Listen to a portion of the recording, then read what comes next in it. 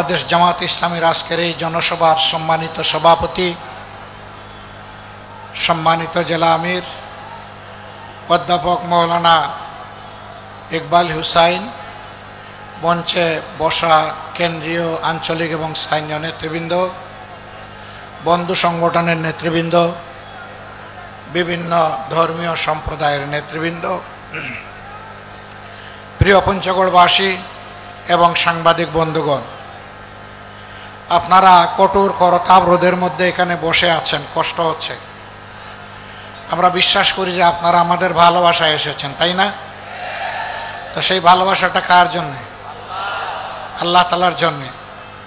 তো ভালোবেসে যখন এসেছেন, ভালোবেসে কিছু কথাও শুনতে হবে। শুনতে রাজি আছেন? প্রথম কথা হলো, সাংবাদিকদেরকে ডিস্টার্ব করা যাবে না। এইটা তাদের পেশাগত দায়িত্ব, এই দায়িত্ব তাদেরকে পালন করতে দিতে হবে। বলতে পারবেন না বসেন, বলতে পারবেন না সরেন। তারা যে যেখানে আছেন ওখানে দাঁড়িয়েই তারা তাদের দায়িত্ব পালন করবেন। আপনারা রাজি আছেন তো? ইন্নাল্লাহা মা'আস সাবিরিন। নিশ্চয়ই আল্লাহ যারা সবর করে তাদের সাথে থাকেন, আর আল্লাহ যাদের সাথে থাকেন তারা বড় সৌভাগ্যবান। আমার দ্বিতীয় অনুরোধ, আমার কথা হয়তো বা পুরো স্পষ্ট হবে না গলার কারণে, আমাকে ক্ষমা করবেন। অস্পষ্টতা আপনারা নিজেদের নিজ যোগ্যতা বলে পূরণ করে নেবেন ইনশাআল্লাহ। আজকের এই মঞ্চে দাঁড়িয়ে আমার আগে যে সমস্ত সহকর্মী বৃন্দ এই এলাকার কৃতি সন্তানদেরকে স্মরণ করেছেন, আমিও গভীর শ্রদ্ধার সাথে তাদের সকলকে স্মরণ করছি। আল্লাহ তাআলা তাদের সকলকে ক্ষমা করুন এবং জান্নাতের আলা দরজা দান করুন। পঞ্চগড়ের সাথে 22 সাল থেকে আমার সম্পর্কটা একটু ভিন্ন। এর আগে সারা দেশের মতো একটা জেলা ছিল পঞ্চগড় আমার কাছে। 22 সালের নৌকাডুবিতে যখন আসলাম, এই সংখ্যা কি 72 না 82 ছিল? 72 ছিল। আমরা চেষ্টা করেছি ক্ষতিগ্রস্ত পরিবারগুলোর কাছে যাওয়ার। একটাই ছোট শিশুকে কুলে নেওয়ার সুযোগ হয়েছিল। সেই শিশুটি আজকে এখানে এসেছে। আমি বলেছিলাম যে ওরা একটু নিয়ে আসবেন, আমি একটু দেখব। এর নাম হচ্ছে দীপু। তখন তার বয়স হয়তো কম বেশি 2 বছর হবে। একেবারেই অবুঝ ছিল, কথাও বলতে পারতো না। সে ওই দুর্ঘটনায় মাও হারিয়েছে, বাবাও হারিয়েছে। সাধারণত ওরকম ক্ষেত্রে যাদেরকে কুলে নেই, অবুঝ বাচ্চা, আমরা চেষ্টা করি সে প্রাপ্তবয়স্ক না হওয়া পর্যন্ত, লেখাপড়া সম্পন্ন না হওয়া পর্যন্ত তার আর্থিক দায়িত্বটা আমরা পালন করার চেষ্টা করি। কিন্তু আমি দেখলাম যে আমরা যাওয়ার পরের দিন এই এলাকার তৎকালীন সংসদ সদস্য এবং তার স্ত্রী গিয়েছে। তারা গিয়ে বলেছেন যে এই বাচ্চার দায়িত্ব তারা নেবেন। ভালো, ওয়েল, সমস্ত ভালো কাজ আমরা করতে পারবো না, সবাই মিলেমিশে করার মাঝেই কল্যাণ। খুশি হলাম, যাক, তার অভিভাবক পাওয়া গেল, তাও শক্তিশালী মিনিস্টার। আমি এখানে তার ভাই পরিতোষকে জিজ্ঞেস করলাম, ওই দায়িত্ব নেওয়ার পর প্রতি মাসে কি তারা তোমাদের কোনো খোঁজ নেয়? বললো জি না। আমি বললাম তারা কি কিছু করেছিলেন? বলে হ্যাঁ করেছেন। তারা কি করেছেন? যে ওর জন্য জামা কাপড় মাঝে মধ্যে দিয়েছে। তো ও জামা কাপড় দিলে খাবে কি? তার পড়ালেখার যোগান কে দিবে? আলহামদুলিল্লাহ আজকে আবার তাকে একটু কুলে নেওয়ার সুযোগ হলো। এই দীপু যতদিন পর্যন্ত প্রাপ্তবয়স্ক না হবে তার লেখাপড়া চলবে। আমরা এই পরিবারের সাথে প্রতি মাসের 1 তারিখে এসে হাজির হব ইনশাআল্লাহ। এটা চলতে থাকবে ইনশাআল্লাহ। আমরা এখানে দেখব না তার মা বাপ কোন ধর্মের মানুষ ছিলেন, আমরা দেখব তারা মানুষ ছিলেন। আমরা মানবতাকে টুকরা টুকরা করতে চাই না। আমরা ছোট্ট একটি দেশ, বিপুল সংখ্যক মানুষ, এই সবগুলা মানুষ আমরা মিলেমিশে থাকতে চাই, চলতে চাই। এর মাঝেই আমাদের গর্ব, এর মাঝেই আমাদের সৌন্দর্য, এর মাঝেই আমাদের শান্তি নিহত। আমরা এই বার্তা সারা বাংলাদেশের সমস্ত জনগণকে দিয়ে চলেছি। এখানে একটা কথা একেবারেই সাফ, এই কথাটি হচ্ছে, আমরা এই দেশে কোনো মেজরিটি এবং মাইনরিটি মানি না। আমি আস্তে আস্তে রতনবাবুর বক্তব্য শুনছিলাম, তিনি বলেছিলেন আমি সংখ্যালঘু সম্প্রদায়ের একজন মানুষ। এই কথা আর বলবেন না। কিসের সংখ্যালঘু আর কিসের সংখ্যাগুরু? এই দেশে যেই জন্ম নিছে সেই এ দেশের গর্বিত নাগরিক। আমরা নাগরিকদেরকে কোনো ভাগ বাটোয়ারা ধর্ম কিংবা দলের ভিত্তিতে করার পক্ষে নয়। এই বদ হাসলত ছিল অতীতের পতিত স্বৈরাচারের। তারা এই জাতিকে ভেঙে টুকরা টুকরা করে মুখামুখি লাগিয়ে রেখেছিল। যে দেশের জনগণ ঐক্যবদ্ধ থাকতে পারে না, সে দেশের মানুষ মাথা সোজা করে সম্মানের সাথে বিশ্বের দরবারে দাঁড়াতেও পারে না। স্বাধীনতার 54 বছর গেল, আর কত বছর এরকম আমাদেরকে টুকরা টুকরা করে রাখা হবে? আমাদের স্পষ্ট ঘোষণা, আমরা কোনো মেজরিটি এবং মাইনরিটি মানি না। আমরা সবাই মিলে ইউনিটি, একটাই জাতি আমরা। আমাদের পরিচয় আমরা বাংলাদেশি। হ্যাঁ, তারপরে অবশ্যই আমার পরিচয় থাকবে আমি একজন মুসলমান, ইনি একজন হিন্দু, তিনি একজন বৌদ্ধ, হয়তো আরেকজন খ্রিস্টান। এই 4 ধর্মের বাইরে বাংলাদেশে অন্য কোনো ধর্মের লোক নেই। কিছু লোক থাকতে পারে যারা কোনো ধর্মেই বিশ্বাস করে না, তাদেরকে মানুষ এইথিস্ট বা নাস্তিক হিসাবে চিনে। যাই হোক, আমরা সবাইকে নিয়ে চলার পক্ষে। কিন্তু এটাও সত্য যে কেউ যেন কারো ধর্মীয় আবেগে খুচাখুচি না করেন, সুড়সুড়ি না দেন। এটা আমরা একেবারেই ঘৃণা করি, পছন্দ করি না। এরকম যদি কোথাও কোনো কিছু ঘটে, আমরা বলবো যে সম্প্রদায়ের মানুষ এটা করবে, প্রথম ওই সম্প্রদায়ের মানুষরা ওরে থামিয়ে দেবে। সম্প্রতি আমরা দেখেছি এরকম একটা ঘটনা ঘটেছে পটুয়াখালীতে। ঘটার পরে আমার হিন্দু সম্প্রদায়ের বন্ধুরা ওই ছেলেকে নিয়ে সমস্ত মানুষের সামনে হাজির হয়েছে।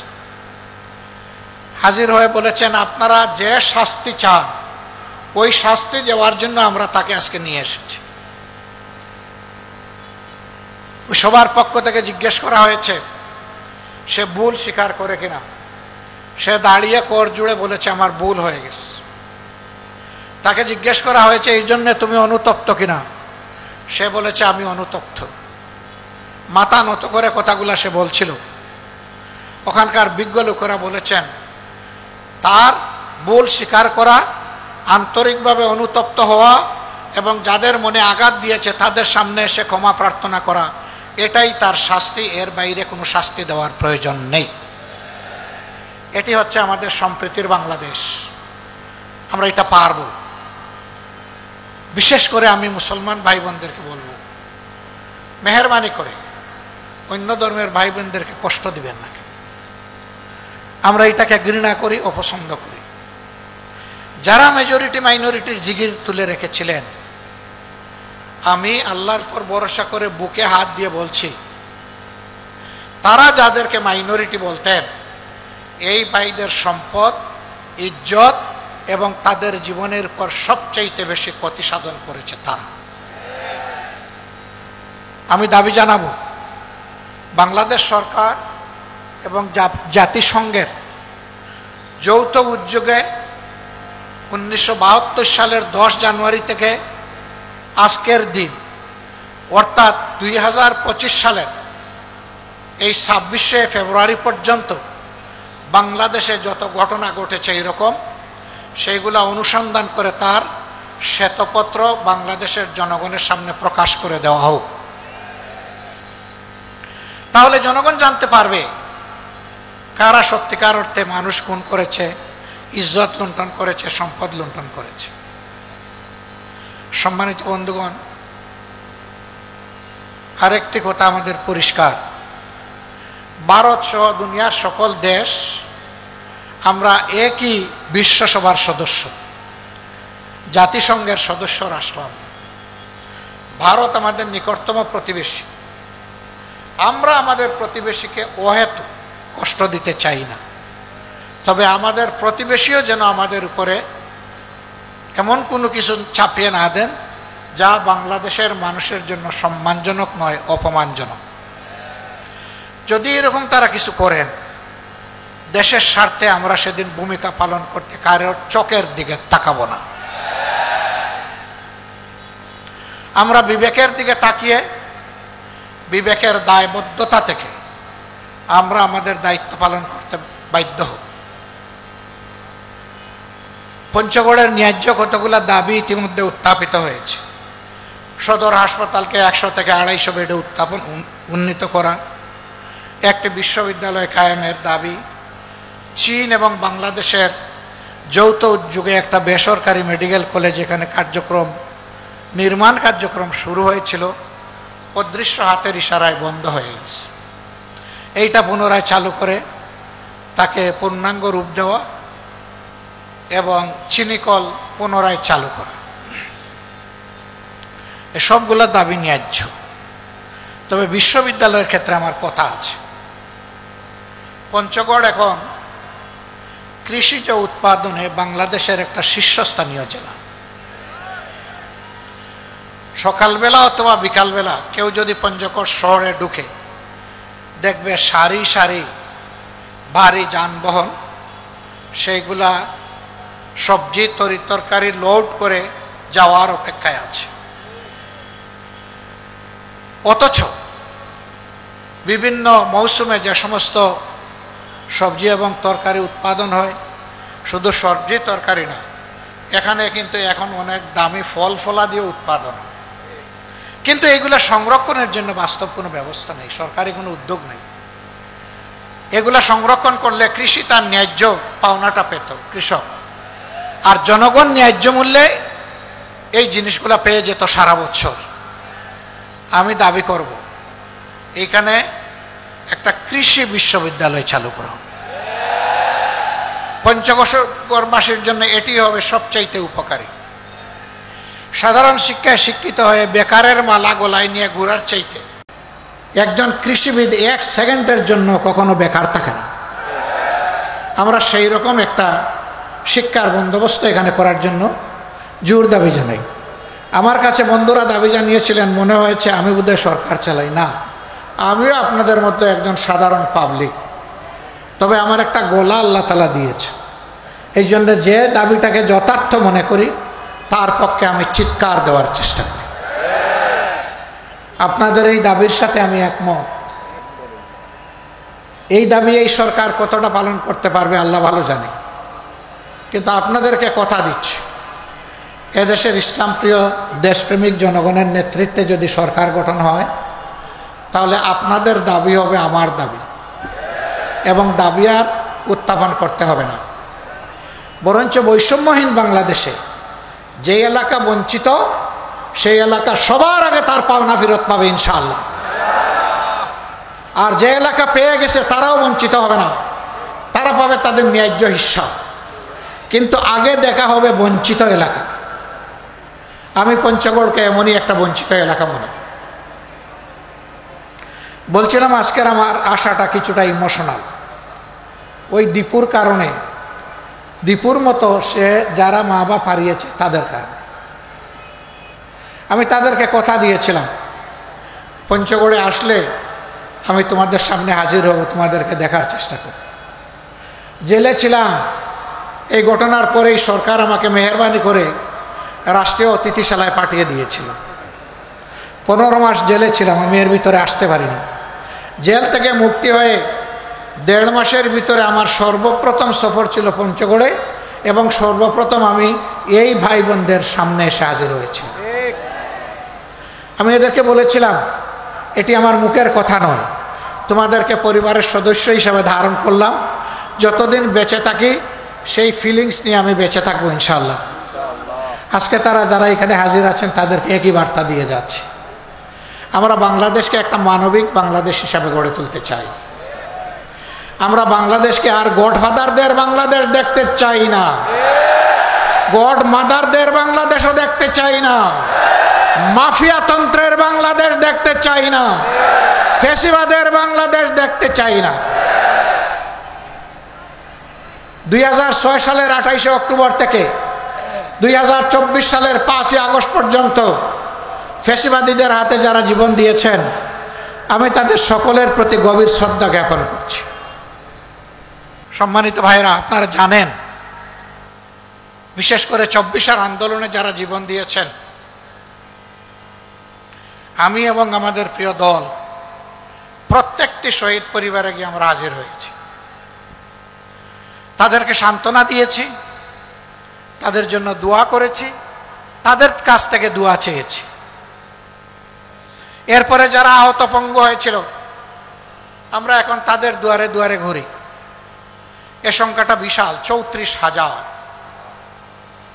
এই মানুষগুলো সবার দুঃখ দূর করতে পারবো না, কিন্তু আমরা তাদেরকে বার্তা দিতে চাই, এই বেদনা এই কতটুকু তোমাদের নয়, তোমরা জাতির গর্বিত সন্তান, তোমরা জাতীয় বীর, আমরা আছি তোমাদের সাথে এবং আজীবন আমরা তোমাদের কাছে কৃতজ্ঞ। আমি যুবক ভাইদেরকে বার্তা দিতে চাই, আগামী দিনের বৈষম্যহীন, দুর্নীতি দুঃশাসন মুক্ত মানবিক বাংলাদেশ গড়ার জন্য তোমাদেরকে আরেকবার গর্জন করতে হবে, জেগে উঠতে হবে। আমিও তোমাদের সাথে থাকবো ইনশাল্লাহ। এখন বলবো, আপনি বললেন যুবকদেরকে, আপনার তো আপাদমস্তক সব সাদা দেখতেছি, নো প্রবলেম। আমার বাহ্যিক কালার সাদা হয়েছে, বুকের ভিতরের কালার আমার তরুণ, আলহামদুলিল্লাহ। এবং সেই মানুষের মুক্তির মিছিলে আমি পিছনে থাকবো না, ইনশাল্লাহ আমি তোমাদের সামনে থাকব। আমাদেরকে কেউ কেউ মাঝে মাঝে এখনো ভয় দেখান, ধিক্কার জানায়। তারা বলেন এই হলে ওই হলে আবার আপনাদের ফাঁসি হয়ে যাবে। আরে ভাই, কারে ফাঁসির ভয় দেখান?